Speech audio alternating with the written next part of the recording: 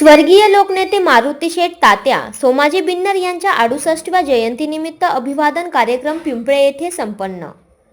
पंचायत समिती सिन्नरचे माजी उपसभापती पिंपळे व पंचक्रोशीचे भूषण स्वर्गीय लोकनेते मारुती शेठ तात्या सोमाजी बिन्नर यांच्या 68व्या जयंतीनिमित्त अभिवादन कार्यक्रम पिंपळे येथे स्वर्गीय मारुती शेठ बिन्नर प्रतिष्ठान व पिंपळे ग्रामस्थ यांच्या वतीने 1 जानेवारी 2026 रोजी पार पडला. सह्याद्रीच्या पर्वतरांगांच्या कुशीत वसलेल्या सिन्नर तालुक्यातील पिंपळे गावच्या पावनभूमीत दिनांक 1 जानेवारी 1958 रोजी सदस्त वडील सोमाजी आई गंगूबाई यांच्या पोटी एक समाजकारण आणि राजकारणाला नवी दिशा देणारे आदर्श मूल्यांची शिदोरी लाभलेले पिंपळे व पंचक्रोशीचे भूषण स्वर्गीय लोकनेते मारुती शेठ तात्या सोमाजी बिन्नर यांचा जन्म झाला. संयम, सुसंस्कृतपणा आणि लोकाभिमुखता हे त्यांच्या व्यक्तिमत्वाचे खरे गुण होते. अत्यंत हालाकीच्या परिस्थितीतून शिक्षण घेत समाजातील थोर व्यक्तींच्या विचारांचा संस्कार अंगीकारत त्यांनी आपले व्यक्तिमत्व घडविले.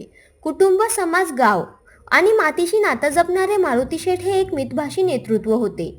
आपण सर्वांनी पाहिले आहे की त्यांच्या जीवनात नाती आणि माती या दोन्ही मूल्यांना विशेष महत्त्व होते.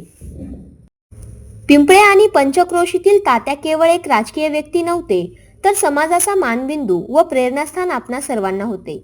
विकासाची दूरदृष्टी असलेले सिन्नर तालुक्याच्या राजकारणातील सभ्य, सुशील व लोकाभिमुख नेतृत्व म्हणून त्यांनी आपला ठसा उमटविला.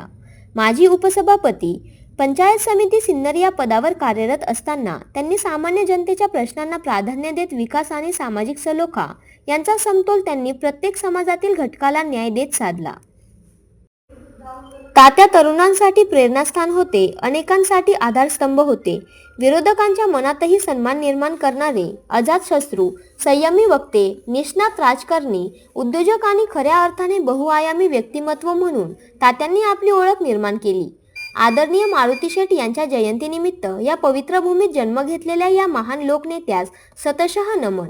त्यांच्या विचारांचा वारसा पुढील पिढ्यांसाठी प्रेरणादायी ठरो, हीच सदिच्छा. तात्यांना भावपूर्ण अभिवादन व विनम्र आदरांजली. जयंतीनिमित्त विविध क्षेत्रातील मान्यवरांनी आपले मनोगत व्यक्त केले.